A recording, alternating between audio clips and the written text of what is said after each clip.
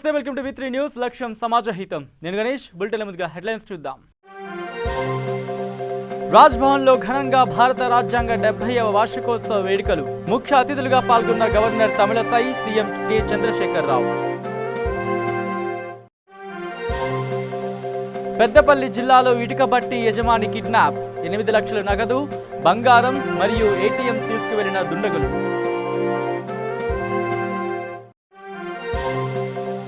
సిద్దిపేట జిల్లాలో నూతనంగా నిర్మించిన ఐకేపీ కొనుగోలు కేంద్రం. ముఖ్య అతిథిగా హాజరైన ఎమ్మెల్యే రామలింగారెడ్డి. ఇక డీటెయిల్స్లోకి వస్తే, రాజ్భవన్లో భారత రాజ్యాంగం 70వ వార్షికోత్సవ వేడుకలు ఘనంగా జరిగాయి. ఈ వేడుకల్లో governor doctor Tamilisai Soundararajan, CM K Chandrashekar Rao, high court chief justice Raghavendra Singh Chauhan, మంత్రులు, ఎమ్మెల్సీలు, జడ్జీలతో పాటు పలువురు ప్రముఖులు పాల్గొన్నారు. ఈ సందర్భంగా మహాత్మా గాంధీ, అంబేద్కర్ చిత్రపటాలకు గవర్నర్ తమిళసై సౌందర్యరాజన్, సీఎం కేసీఆర్ పూలమాలలు వేసి నివాళులర్పించారు. I think it would be appropriate for me to speak in Telugu. We just had the Honorable CJ delivering his remarks in English. Probably we may have to hear another speech in English. So not to undermine the mother tongue, I prefer myself to speak few words in Telugu. Our Honorable Chief Minister, our Honorable Chief Justice, Honorable Cabinet colleagues, Honorable Chairman, Telangana Legislative Council, Honorable Speaker, Honorable Chairman, Telangana. ఇక పెద్దపల్లి జిల్లా రాఘవాపూర్లో ఇటుకబట్టి యజమాని సిద్ధయ్య అనే వ్యక్తిని గుర్తు తెలియని దుండగులు kidnap చేశారు. 6 వ్యక్తులు ఇనోవా వాహనంలో ముసుగులు వేసుకుని ఇటుకబట్టి నుంచి పెద్దపల్లికి వెళ్తూ ఉండగా మార్గం మధ్యలో వాహనంలో ఎక్కించుకొని తీసుకువెళ్లారు. కళ్లకు గంతలు కట్టి తీవ్రంగా కొట్టి 2 గంటల పాటు వాహనంలో తిప్పి సిద్ధయ్య ఇంటికి వచ్చి మెడ మీద కత్తిపెట్టి 8 లక్షల నగదు, బంగారం మరియు ఏటీఎం తీసుకుని వెదిలి వెళ్లారు. కాగా బాధిత కుటుంబ సభ్యులు బసన్ నగర్ పోలీస్ స్టేషన్లో ఫిర్యాదు చేయగా పోలీసులు 3 బృందాలుగా ఏర్పడి నిందితుల కోసం గాలింపు చర్యలు చేపట్టారు.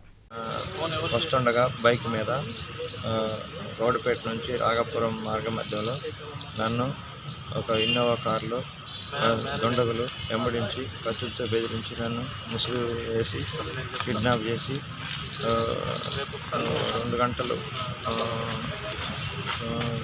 నుంచి 2.5 గంట పుట్టి ఎక్కడెక్కడ చెప్తుంటో తెలియకుండా కొట్టి డబ్బులు డిమాండ్ చేసి చివరికి మా భార్యతో మాట్లాడించి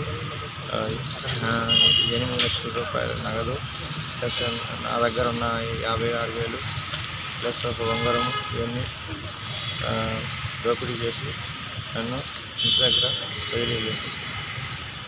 నిన్న రాత్రి బసనర్ పోలీస్ స్టేషన్ లిమిట్స్లో రాఘాపూర్ గ్రామ పంచాయతీలో ఇటుకబట్టిలో ఓనరు సిద్ధయ్యను ఎవరో గుర్తు తెలియని వ్యక్తులు 4 వచ్చి ఇన్నోవా వెహికల్లో కిడ్నాప్ చేయడం జరిగిందని చెప్పేసి డబ్బులు డిమాండ్ చేస్తే అతనికి 8.5 లక్షల డబ్బులు ఇచ్చి వదిలించుకున్నామని చెప్పేసి సిద్ధయ్య ఇచ్చిన పిటిషన్ మీద కేసు నమోదు చేయడం జరిగింది.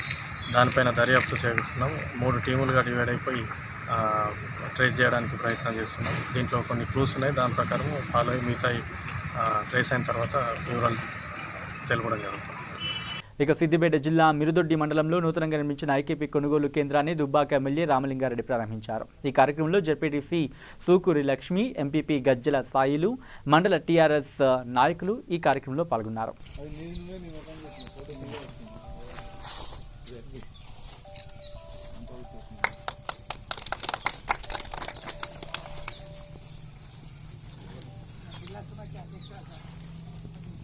ఇక కొమరం భీం ఆసిఫాబాద్ జిల్లాలో అత్యాచారానికి గురై హత్యకు గురైన టేకు లక్ష్మి అంత్యక్రియలను నిర్మల్ జిల్లా ఖానాపూర్ మండలంలోని గోసంపల్లి గ్రామంలో నిర్వహించారు. ఈ ఘటనకు పాల్పడిన నిందితులను ఉరితీయాలంటూ బుడగంజగం కులస్తులు ఖానాపూర్ మండల కేంద్రంలో రాస్తారోకో చేపట్టారు. దీంతో భారీగా వాహనాలు స్తంభించిపోయాయి. బీజేపీ జిల్లా అధ్యక్షురాలు రమాదేవి వీరికి మద్దతు తెలిపారు. రాస్తారోకో చేస్తున్న అధికారులు, నాయకులు స్పందించడం లేదని మృతురాలి భర్త పెట్రోల్ పోసుకుని ఆత్మహత్యాయత్నం చేశాడు. కాగా అప్రమత్తమైన పోలీసులు అతన్ని అడ్డుకున్నారు.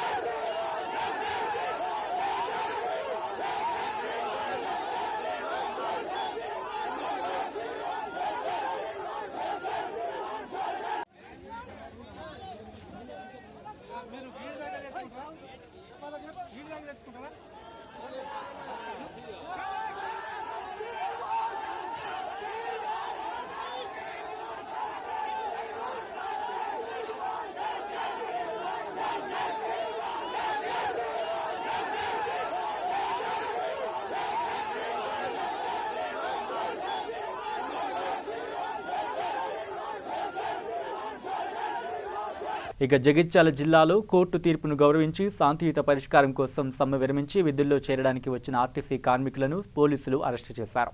తమకు న్యాయం చేయాలంటూ చేసిన సమ్మె విరమించుకుని న్యాయస్థానం తీర్పును గౌరవించి విధుల్లో చేరుతూ ఉండగా రాష్ట్ర ప్రభుత్వం ఇలా వ్యవహరించడం ఎంతవరకు సమంజసం అని ఆర్టీసీ కార్మికులు ఆవేదన వ్యక్తం చేశారు. విధుల్లోకి చేర్చుకోకపోతే తమకు చావే శరణ్యమంటూ వాపుతున్నారు. ఇకనైనా ప్రభుత్వం మా బాధలను అర్థం చేసుకుని తిరిగి విధుల్లోకి చేర్చుకుని న్యాయం జరిగేలా చూడాలని వారు కోరారు. జై తెలంగాణ. జేఏసీ ఆర్టీసీ కార్మికుల జేఏసీగా ఏర్పడి వాటికి 53వ రోజు అవుతుంది సమ్మె చేయబట్టి. నైటు వచ్చిన వార్తల ప్రకారము మా యూనియన్ జేఏసీ గారు ఏం చెప్పారంటే, మీరు 6 గంటల వరకు పొద్దున రిపోర్ట్ కావాలమ్మా, మీరు డ్యూటీలలో జాయిన్ కావాలని మాకు చెప్పారు. మేము అదే మేరకు మా డ్యూటీలు మేము చేసుకుంటాము అని లెటర్ రాసుకొని మేము పోతే మేము ఒక 5 కిలోమీటర్ల నుంచి 144 సెక్షన్ పెట్టి మేము ఒక దొంగతనం చేసిన దానిలాగా మమ్మల్ని తీసుకొచ్చి పోలీస్ స్టేషన్లలో ఇక్కడ పెట్టిండ్రు. మేము ఉద్యోగాలు చేసుకొని బతుకుతాం అన్నాం కానీ అన్యాయం చేస్తామని అనలే కదా. మేము మా డ్యూటీ వదిలి బయటకు ఎక్కడ కూడా వెళ్ళే పరిస్థితి లేదు. కేసీఆర్ సార్ గారు, మీరు మమ్మల్ని కొంచెం ఆలోచించాలయ్యా, మేము ఇన్ని వేదనలు పెట్టుకున్నాం, మీరు ఒక డెడ్ లైన్ పెట్టిండ్రు వెళ్ళండి అని. కానీ మాకు ఆర్టీసీలో ఫస్ట్ మాకు ఉద్యోగ భద్రత లేస్తారు. ఉద్యోగ భద్రత లేక మేము చాలా మంది బాధపడుతున్నాము, చాలా ఘోరంగా అవస్థలు పడుతున్నాము. కేసీఆర్ గారు అంటే మాకు ఆర్టీసీలో ఉద్యోగ భద్రత లేదు, బాగా చాలా మందిని బలైపోతున్నాం. మా బాధ మీకు ఎట్లా చెప్పానో అర్థమైతలేదు సారు. మీరు మాకు కనీసం డెడ్ లైన్లో ఉద్యోగ భద్రత ఇచ్చి మా బిడ్డలారా జైన్ గండి అన్న మేము ఎవరిని పక్కకు పెడదామో ఏం చేద్దామో మా తెలివితేటలు ఉపయోగిస్తాము. మాకు భయాందోళనకు ఇప్పుడు ఈ రకంగా కూడా భయాందోళనకు డ్యూటీలు చేసుకుంటున్నాం. మేము మమ్మల్ని ఏ రకంగా భయపెడతారు, ఏ రకంగా మీరు చేస్తుండ్రు, వాళ్ళు వీళ్ళని అరకత్తనడం పోక ఎట్లా ఇరికిందో మా పరిస్థితి కూడా అట్లే అయింది సారు.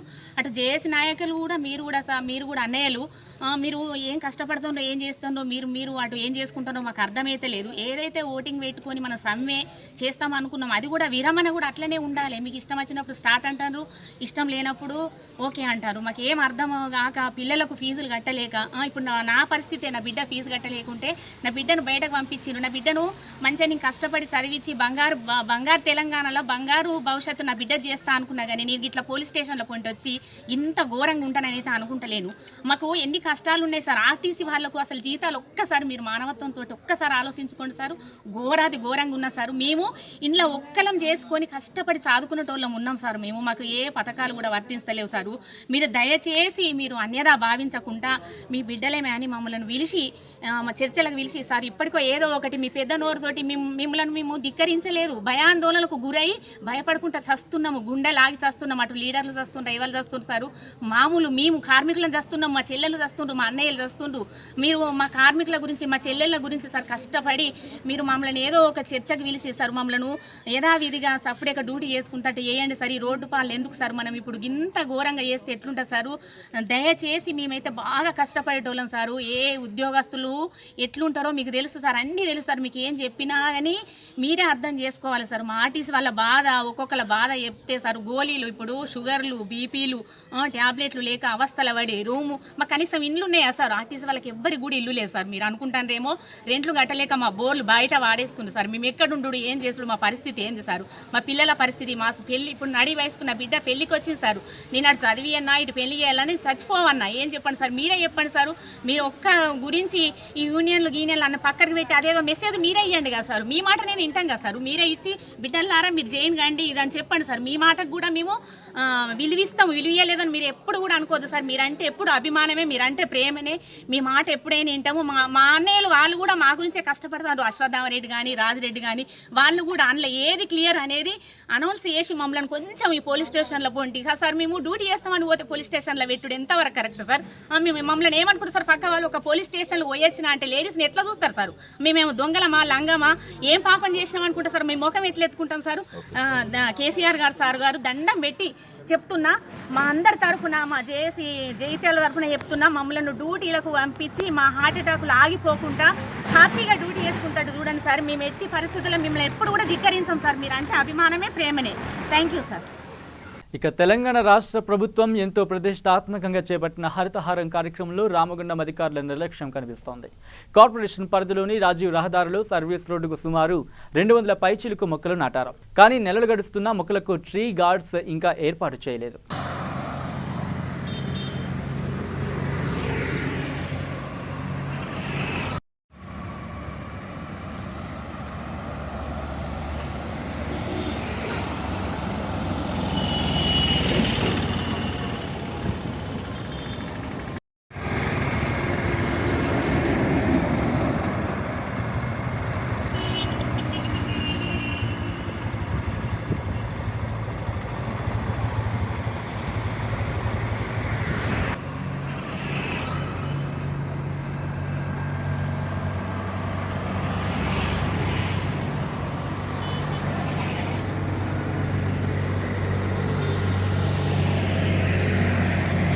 ఇక కార్తీక మాసంలో చివరి సోమవారం రోజున అంబర్పేట ఎమ్మెల్యే కాలేరు వెంకటేష్, నల్లకుంట కార్పొరేటర్ గరికంటి శ్రీదేవి రమేష్ దంపతుల ఆధ్వర్యంలో నల్లకుంట మదర్ డైరీ పార్కులో కార్తీక దీపాలు వెలిగించారు. ఈ సందర్భంగా చిన్నారుల భక్తి గీతాలు అలరించాయి.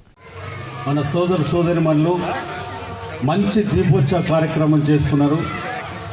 మీ అందరికీ నేను ఒక విషయం చెప్పాలి. పోయిన సంవత్సరము ఇక్కడ దీపోత్సవం చేసుకున్నప్పుడు నేను పార్టిసిపేట్ అయినందుకు నాకు చాలా బలం వచ్చింది. ఆ బలంతో నేను గెలిచినాను.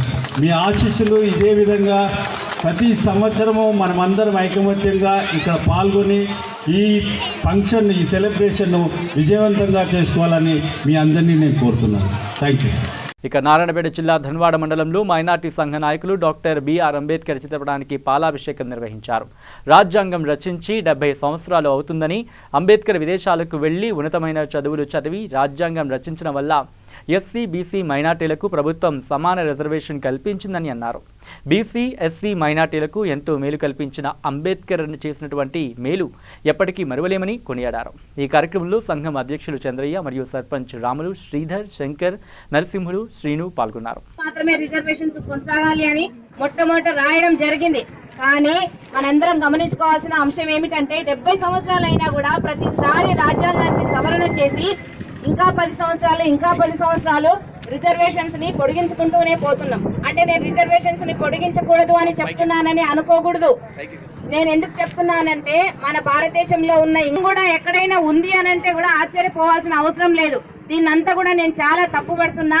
ఎందుకంటే అంబేద్కర్ లాగానే పిల్లలందరూ కూడా రిజర్వేషన్ల కోసం అనే కాదు, అసలు రిజర్వేషన్ల వల్ల ఏదైనా సీట్ దొరికితే అగ్రకులాల వాళ్ళ కించపరచడం కూడా నేను చూసిన. నీకు రిజర్వేషన్ వల్లనే నీకు మంచి కాలేజీలో వచ్చింది, రిజర్వేషన్ ఉండడం వల్ల ఎప్పుడైతే కోలుకుంటామో అప్పుడే భారతదేశం కూడా చాలా అభివృద్ధి చెందుతుంది. అప్పుడు అందరికీ, అన్ని కులాల వాళ్లకు, అన్ని మతాల వాళ్లకు, అందరికీ కూడా ఏ రకమైన వాళ్ళకైనా సమాన స్థాయిలో సమానత్వం దొరుకుతుంది, ఆదరణ దొరుకుతుంది, గౌరవం. ఇక్కడ విచ్చేసినటువంటి విద్యార్థులకు ముఖ్యంగా ధన్వాడ మండల అంబేద్కర్ యువజన సంఘం నాయకులందరికీ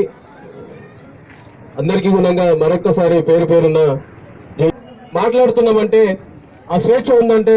ధన్వాడ మండల కేంద్రం నారాయణపేట జిల్లా కేంద్రం నారాయణపేట జిల్లా నేడు బాబాసాహెబ్ అంబేద్కర్ రాజ్యాంగం రచించి 70 సంవత్సరాలు పూర్తిగా వచ్చిన సందర్భంగా బడుగు బలహీన వర్గాల కోసం ఆ రోజు బాబాసాహెబ్ అంబేద్కర్ గారు మరి విదేశాలకు వెళ్ళి ఎన్నో ఉన్నతమైన చదువులు చదివి నా దేశానికి నేను ఏదో ఒక చేయాలనే తాపత్రయంతో మరి భారతదేశానికి ఒక దిక్సూచిలాగా బాబాసాహెబ్ అంబేద్కర్ గారు భారత రాజ్యాంగాన్ని నిర్మించి అందుట్లో ఎన్నో చట్ట సవరణలు కానీ తర్వాత కీలకమైన అంశాలను నేడు రాజ్యాంగం నుంచి ఫలాలు పొందుతున్నామంటే అది బాబాసాహెబ్ అంబేద్కర్ పుణ్యం వల్లనే మనకి ఈరోజు ఫలాలు అందుతున్నాయి.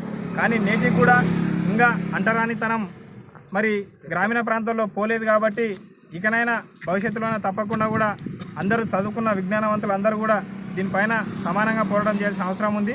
భారతదేశం ఈరోజు ఒక అభివృద్ధి పథంలో నడుస్తుందంటే దానికి అంతా దిక్సూచి కూడా అంబేద్కర్ గారే. మొన్న 370 ఆర్టికల్ కానీ తర్వాత రామ మందిరం విషయంలో కానీ కేవలం రాజ్యాంగ నిర్మాణంలో ఉన్న అంశాలను బేసిక్ చేసుకునే మరి ప్రభుత్వాలు రాజ్యాంగ పరంగా అన్ని విషయాలను కూడా మరి ప్రజలకు చేరువయ్యే విషయంలోన మొగ్గు చూపుతున్నాయి. కాకపోతే ఇంకో రాజ్యాంగంలో ఇంకా అన్నీ ఉన్న విషయాలు కూడా ప్రజలకు చేరువవ్వాలంటే కంపల్సరీగా అంబేద్కర్ గారు రచించిన రచనలన్నిటి కూడా దిగువ స్థాయిలోకి రావాలే కంపల్సరీ అని మేము ఈ కార్యక్రమాన్ని ఉద్దేశించి చెప్తా ఉన్నాము. అంతేకాదు ధనవాడ మండల కేంద్రంలోన అనేక సామాజిక సేవా కార్యక్రమాలు అంబేద్కర్ సంఘం ఆధ్వర్యంలోన జరుగుతూ ఉన్నాయి. నేడు చాలామంది విద్యార్థులకు కూడా మా ఎస్సీ ఎస్టీ విద్యార్థులకు ఉచిత పుస్తకాల పంపిణీ కానీ ప్యాడ్ల పంపిణీ కానీ తర్వాత నిన్న బాబాసాహెబ్ అంబేద్కర్ జీవిత చరిత్ర పైన వ్యాసరచనప్పుడు నిర్వహించడం వారికి కూడా బహుమతులు ఇవ్వడం ఇంతటితో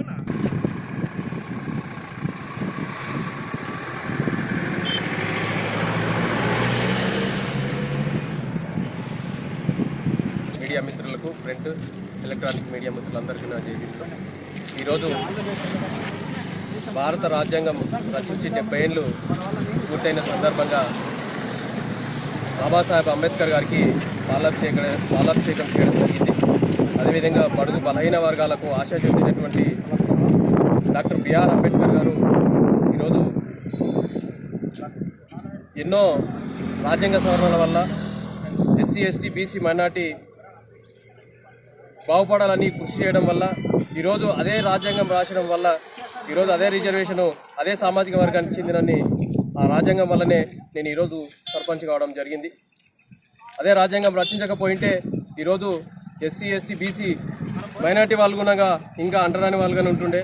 నా జాతి బాగుపడాలంటే ఉన్నత శిఖరాలకు చేరాలంటే నేను ఆకాశించేది ఒకటే, వాళ్ళు మంచి చదువులు చదివి ఉన్నత స్థాయికి ఎదుగుతారని కోరుకుంటూ ఈ అవకాశం ఇచ్చిన మీడియా మిత్రులందరికీ నా నమస్కారాలు తెలియజేస్తాను. ఇక నిర్మల్ జిల్లా ముధోల్ మండలంలోని విట్టోలి గ్రామంలో బౌద్ధ మహాసభ ఆధ్వర్యంలో 70వ రాజ్యాంగ దినోత్సవాన్ని ఘనంగా నిర్వహించారు.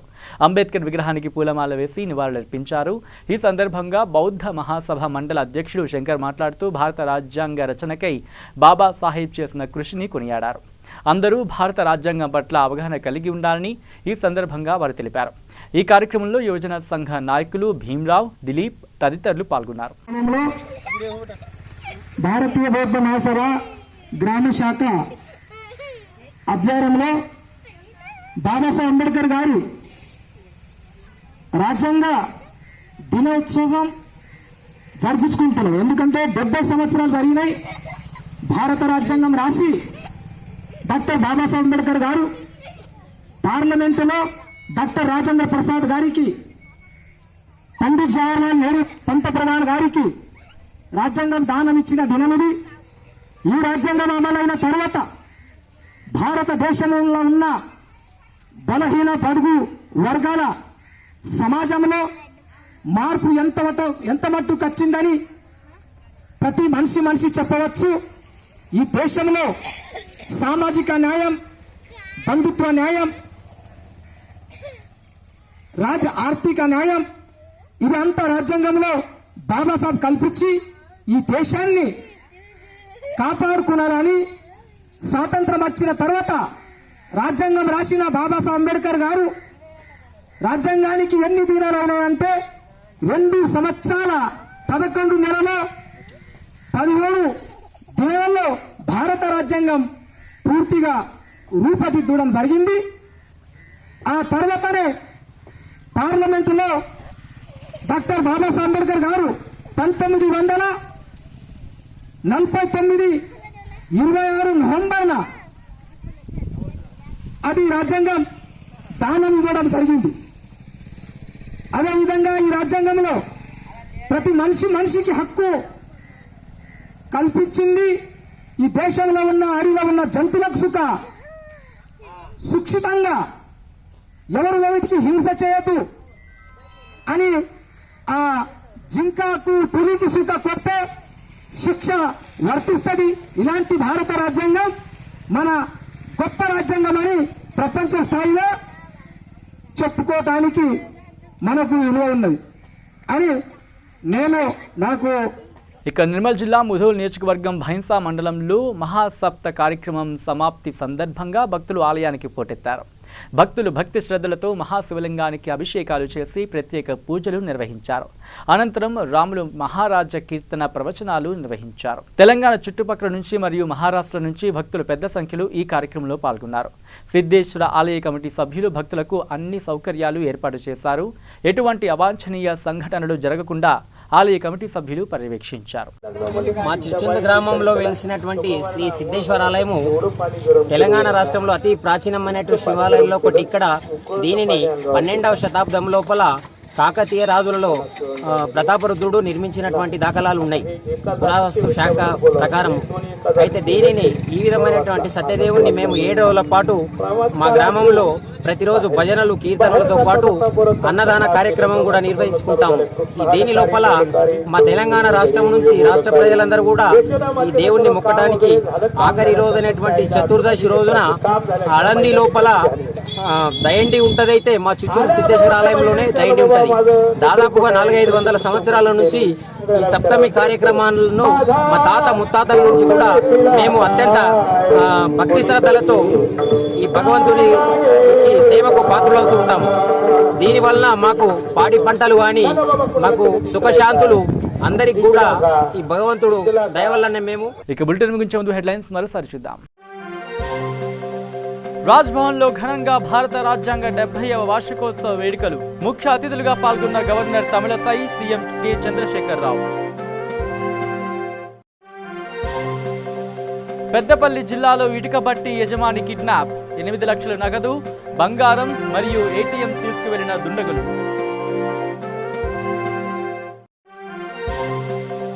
సిద్దిపేట జిల్లాలో నూతనంగా నిర్మించిన ఐకేపీ కొనుగోలు కేంద్రం. ముఖ్య అతిథిగా హాజరైన ఎమ్మెల్యే రామలింగారెడ్డి. ఇవి bulletin updates. Keep watching V3 news. లక్ష్యం సమాజహితం.